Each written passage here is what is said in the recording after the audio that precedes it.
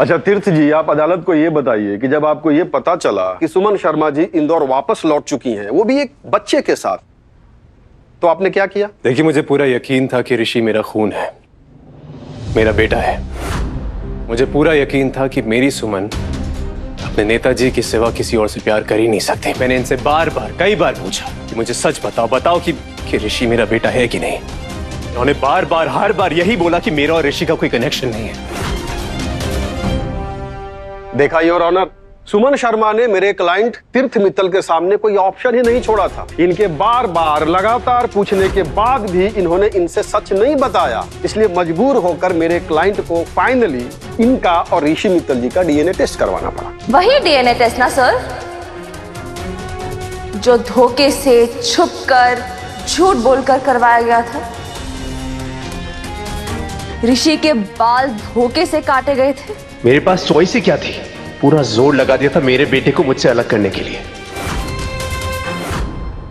Mister Mittal, आपने DNA test झूठ बोल के करवाया। आप तो टेस्ट के लिए कोर्ट के पास भी आ सकते थे। आप दोनों को समझ में भी आता है कि आपके इन बातों का बच्चों पे क्या असर पड़ सकता है? एग्जैक्टली जज मैम, मैं भी वही बोल। आप प्लीज चुप रहिए। मुझे समझ में नहीं आता कि आप दोनों अलग क्यों हुए। बिल्कुल एक दूसरे के लिए बने हैं आप दोनों को रूल्स फॉलो करना नहीं आता।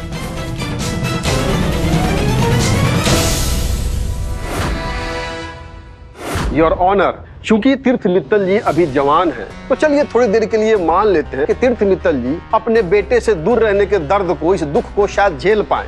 लेकिन इनके बूढ़े माँ बाप का क्या दोष है? क्या वो झेल पाएंगे?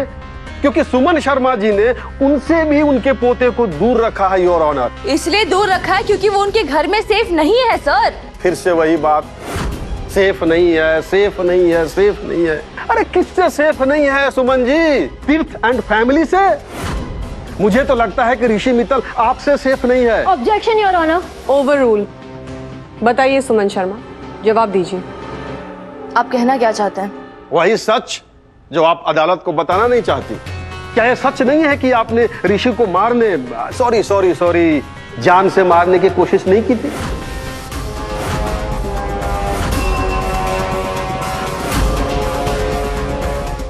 ये झूठ है। हर झूठ यहाँ अदालत के सामने, सबूत के सामने घुटने टेक देता है भूमि जी। इसलिए झूठ आपका और सबूत मेरा। देख लेते हैं।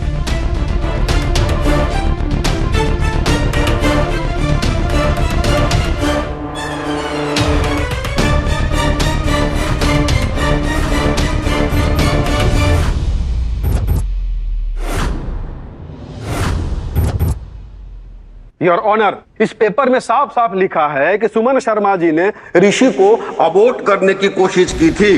और कमाल है ना? नहीं मतलब जिस बच्चे को ये जान से मारना चाह रही थी, उसी के लिए आज लड़ रही है।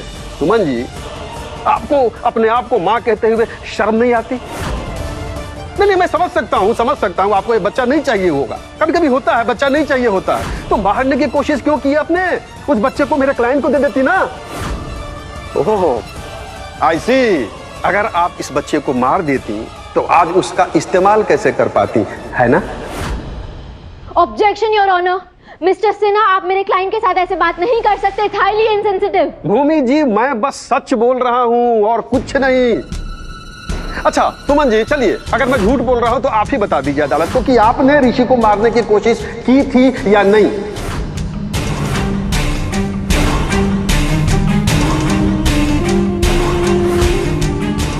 जवाब दीजिए, मारने की कोशिश की थी या नहीं?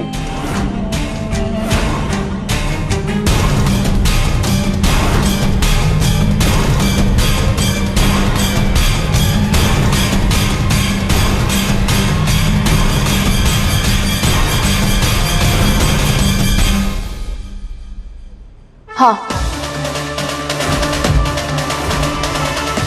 अब आई ना सुमन इंदौरी कचरे के डब्बे के नीचे। और क्या ये भी सच नहीं है कि यदि अबॉर्शन में मेडिकल कॉम्प्लिकेशन नहीं हुए होते तो इतना क्यूट सा, प्यारा सा, टैलेंटेड सा ऋषि आज हमारे बीच में होता ही नहीं? अरे सुमन जी, कैसी माँ है आप? सॉरी, आप माँ कहाँ हैं? आप तो माँ के नाम पे एक धब्बा है, धब्बा। मिस्टर सिन्हा, सिर्फ एक औरत को हक होता है अबॉर्शन करने या ना करने का फैसला लेने का। उसका शरीर, उसकी जिंदगी। और किन परिस्थितियों में एक औरत को ये फैसला लेना पड़ता है वो सिर्फ और सिर्फ वो जानती है। इसलिए अगर आपको लग रहा है कि आप ये बात लाकर मेरे कोर्ट में एक औरत को शर्मिंदा करेंगे तो आई एम सॉरी, आप बहुत बड़े गलतफहमी में हैं। आज की औरत को मर्द की जजमेंट की जरूरत नहीं होती है।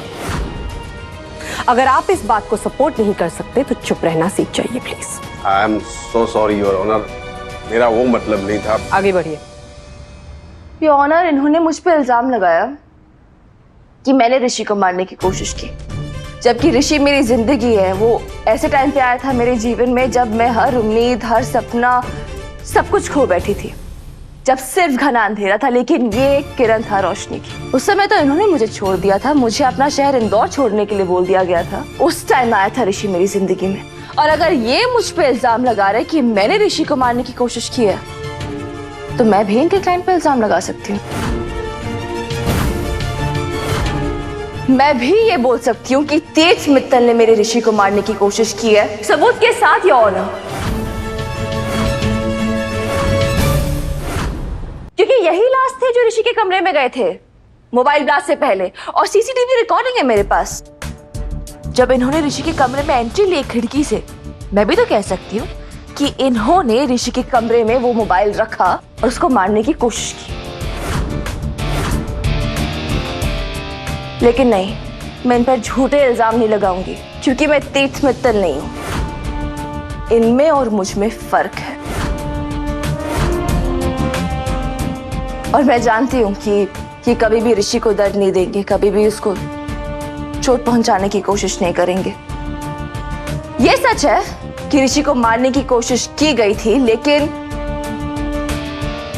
ये काम तेज मित्तल का नहीं है, ये किसी और ने करवाया था। किसने?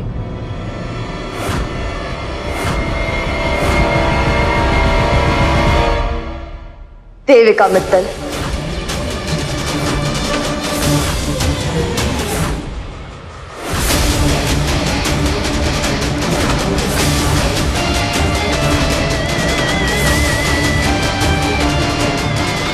नहीं नहीं नहीं, वो झूठ बोल रही है, मैंने ऐसा कुछ नहीं किया।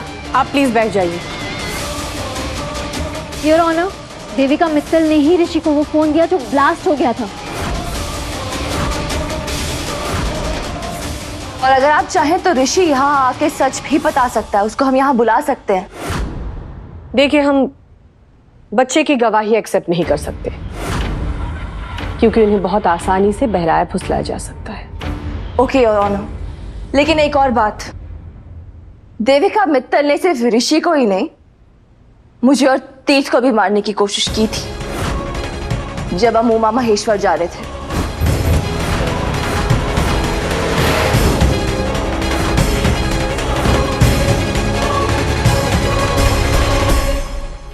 सुमन जी, ये ऋषि मित्तल के कस्टडी का केस है। आप इसमें बिना वजह के देविका मित्तल जी को क्यों घसीट रही हैं?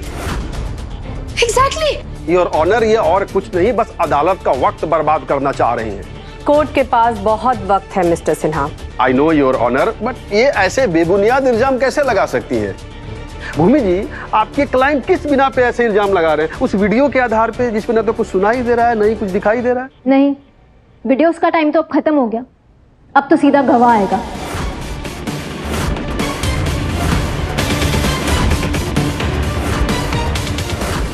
योर ऑनर, मैं अपने गवाह गुलशन को कोर्ट में पेश करने की परमिशन चाहूंगी।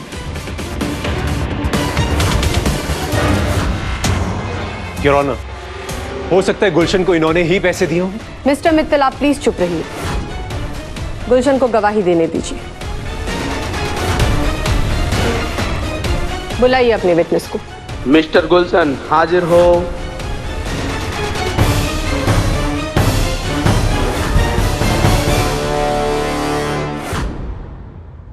क्या हुआ भूमि जी, आपके विटनेस आ रहे हैं कि नहीं?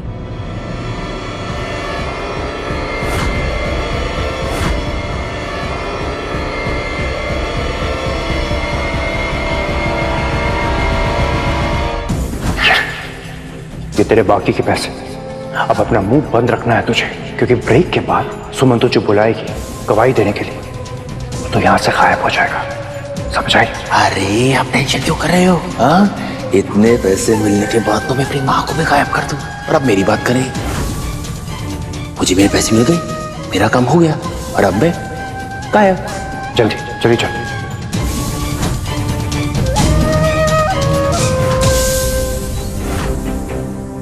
कहाँ है आपका विटनेस?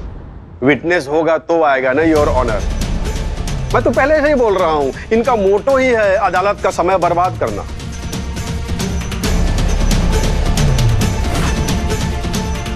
सुमन शर्मा, आपके पास कुछ और कहने को है? कहने को तो और कुछ नहीं है मैम, दिखाने को है।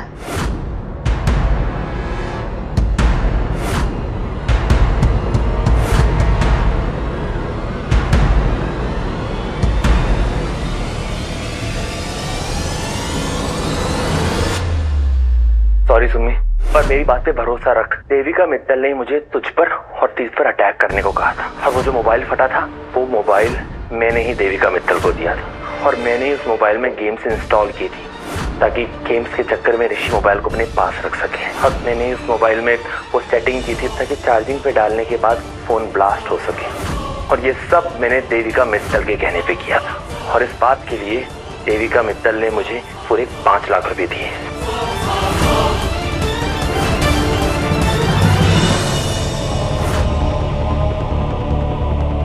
सुमन ने ये सब रिकॉर्ड कब किया? मुझे बताया तक नहीं। गुलशन तुम्हें सच बताना चाहता है सुमन। गुलशन सच बताएगा? ठीक है, बताओ फिर गुलशन क्या है सच। मुझे तुम्हारी किसी भी बात पर भरोसा तो नहीं है, लेकिन बोलो। सुमी प्लीज मेरी बातों पे भरोसा रख। देविका मित्तल ने मुझे तुझ पर और तीज पर अटैक करने को कहा था। ये इस पर आप कैसे यकीन कर सकते हैं? मैंने ऐसा कुछ नहीं किया। और ये तो 2 कौड़ी का गुंडा है, चंद हजार रुपयों के लिए ये कुछ भी कह सकता है। एग्जैक्टली, कुछ हजार के लिए कुछ भी कर सकता है, तो सोचिए लाखों रुपयों के लिए क्या क्या कर सकता है।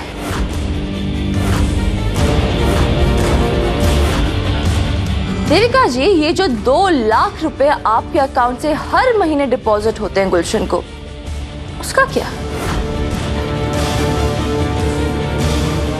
वो किन कामों के लिए? ये सब झूठ है, ये झूठ बोल रही है, ये सब इनका प्लान है, झूठ बोल रही है सुमन। मैंने ऐसा कुछ नहीं किया, मैंने किसी को कोई पैसे नहीं दिए। बिना सबूत के मैं कोर्ट में इतना बड़ा इल्जाम लगाऊंगी भी नहीं, और ना हमारे पास देविका मित्तल और गुलशन के बीच के बैंक ट्रांजैक्शंस का प्रूफ है।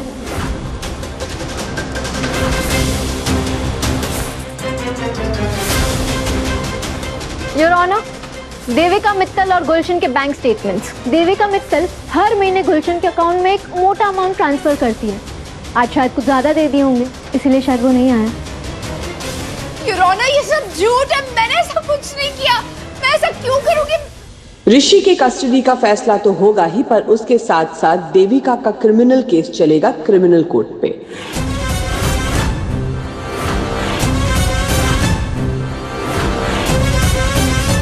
क्योंकि देविका मित्तल ऋषि के जान के लिए खतरा है। Inspector, arrest Devika Mittal and file a criminal case against her. नहीं, मैंने कुछ नहीं किया। बिलीव मी योर ऑनर, मैं तीज भैया कुछ कहिए ना, रोकिए ना। मैंने तीज भैया, पापा तुम घबराओ मत, मैं कुछ करता हूँ। मैंने कुछ नहीं किया।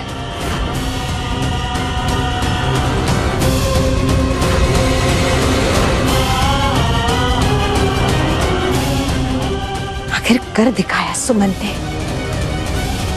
देर से ही सही, देविका को उसके कर्मों की सजा तो मिली। देखा योर ऑनर, मैं इसलिए बार बार बोल रही थी कि मेरा ऋषि इनके घर में सेफ नहीं है, और ये बात तेज मित्तल को भी पता है, फिर पता नहीं क्यों ये जिद पे अड़े हुए हैं ऋषि को एक ऐसे घर में लेके जाने की जहां उसके जान के दुश्मन बैठे हुए हैं। योर ऑनर, मैं कोर्ट से अपील करती हूँ कि ऋषि शर्मा की फुल कस्टडी मेरी क्लाइंट सुमन शर्मा को दी जाए। पर क्यों? जिसने ऋषि पे अटैक किया वो घर से बाहर जा चुका है। मैं और मेरा परिवार अच्छे से ख्याल रख सकता है ऋषि की, वो हमारे साथ सेफ रहेगा। योर ऑनर प्लीज आप इनकी बातों में मत आइए। ये आज जिस देविका मित्तल से हाथ झटका रहे, कल तक उनकी सगी थी। वो तो ऐसे थे इनके परिवार में कि उनकी परमिशन के बिना एक पत्ता तक नहीं हिलता था इनके घर में। तो मैं कैसे ऋषि को इस घर में भेज दूं? और मैंने तो खुद सहा है योर ऑनर। इन सब पे इतना विश्वास किया, इनको अपना माना और फिर ऐसा धोखा मिला कि फिर कभी किसी पे विश्वास हो ही नहीं पाया। तो your honour I am sorry, लेकिन मैं अपने ऋषि की जान का रिस्क नहीं ले सकती। योर ऑनर, ऋषि मेरा बेटा है, मैं उसका कर सकता हूँ, यकीन कीजिए। मुझे आपकी किसी भी बात पर भरोसा नहीं है। भरोसा तो मेरा भी आप पे हिला हुआ है आजकल। Order order order.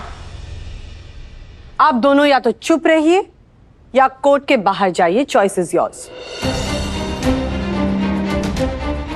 आज जो भी हुआ उसने इस केस को एक नया रंग दे दिया, पर कोर्ट का डिसीजन अभी भी लेना बाकी है कि ऋषि के लिए कौन सा पेरेंट बेहतर होगा। और ये हियरिंग कल भी जारी रहेगी। Court is adjourn for today.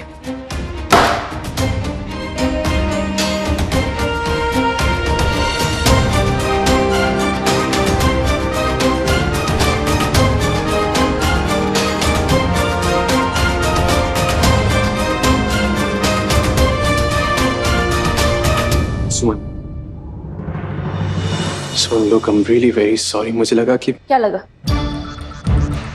कि मैं ऋषि को चोट पहुंचाऊंगी, खुद मर जाऊंगी, लेकिन ऋषि पे खरोच तक नहीं आने दूंगी मैं। सॉरी सुपन, मैं बेवकूफ था। ऋषि को पाने के डेस्परेशन में मैं भूल गया कि तुम पे भी ट्रस्ट करना है मुझे। तुम पे भरोसा नहीं किया मैंने। वो देविका भाभी का ही किया था ऐसा, उन्होंने ही मुझे बेवकूफ बनाया। कब तक बेवकूफ बनते रहोगे? कब तक आधे दिमाग से फैसले लेते रहोगे तीर्थ मित्तल? आज देविका है, कल कोई और होगा, लोग तो बातें करेंगे ना, लोगों का काम है कहना। लेकिन उसे मनाना या ना मनाना, उसके लिए हमें अपना दिमाग, अपनी अक्ल इस्तेमाल करनी होती है कि नहीं? आपका दिल इतना कमजोर है कि किसी की भी बातों से ऐसे हिल जाए? अब दिल है ही कहां सुमन, वो तो पत्थर बन चुका है। देखो, मैं मानता हूं कि मैं गलत था, मैं मानता हूं मेरी गलती है, इसीलिए मैं अब ये कस्टडी का केस जो है वो विड्रॉ कर रहा हूं। और मैं चाहता हूं हम ऋषि की जॉइंट कस्टडी के लिए अप्लाई करें, प्लीज। Joint custody? मैंने भी यही सोचा था तीर्थ मित्तल, लेकिन आज आपको देख के ये समझ आया कि आपके विश्वास के साथ आपके प्लान्स तो क्यों बदल जाते हैं। तब मैं अपनी सारी हिम्मत लगा दूंगी, लेकिन ऋषि की कस्टडी तो क्या, उसकी एक झलक तक नसीब नहीं होने दूंगी आपको। सुमन, तुम्हारी नाराजगी मंजूर है मुझे, क्योंकि मैं गलत था, लेकिन तुम्हारा बदला ना मुझे बिल्कुल भी मंजूर नहीं है। ये तो जो कर रही हो वो ऋषि की खुशी के लिए नहीं कर रही हो। ऋषि की खुशी? आपके सच जानकर तो उसको बड़ी खुशी होगी, नहीं? बता दूं आपका सच? नहीं तीर्थ मित्तल, आप ऋषि की खुशी नहीं, ऋषि आपकी खुशी है। सुमन देखो, ऋषि मेरा बेटा है और मैं उसके बगैर नहीं रह सकता, ये तुम जानती हो। तुम सिर्फ बदले की नजर से देख रही हो, तुम ऋषि की खुशी नहीं देख रही हो। ऋषि जो है वो हमारे साथ में, मेरे परिवार के साथ, तुम्हारे साथ, सुमी के साथ, मेरे पापा के साथ रहना चाहता है। तुम ये गलत कर रही हो, प्लीज समझो। हम लोग एक साथ एक फैमिली की तरह नहीं रह सकते। फैमिली एक साथ अपने भाई के खूने के साथ कभी नहीं। तो ये सपने भी नहीं देखना तीर्थ मित्तल, क्योंकि ये कभी नहीं होगा। आज हियरिंग के पहले दिन में ही आपकी धज्जियां उड़ा दी, अब हर रोज यही होगा, क्योंकि ये केस सुमन इंदौरी ही जीतेगी। ऋषि अपनी सुमी के पास ही रहेगा। तो आपको जो करना है कर लीजिए।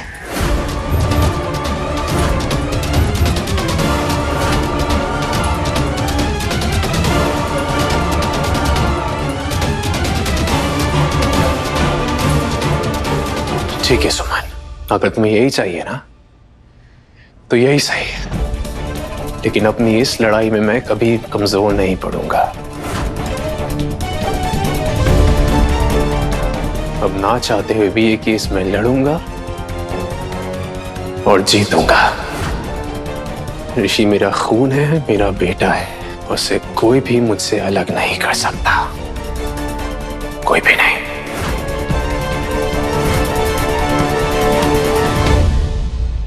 छोड़ो मुझे। अरे छोड़ो उसे। नहीं, मैं कौन हूँ? देविका मित्तल हूँ, मित्तल छोड़ो लड़की की उसे। मालकिन।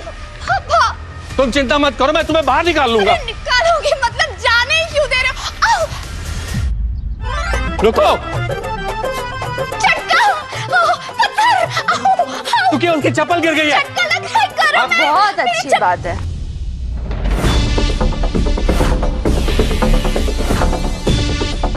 ऐसा ही होता है जब पैर तले जमीन खिसक जाती है, चटके लगते हैं, फटके लगते हैं।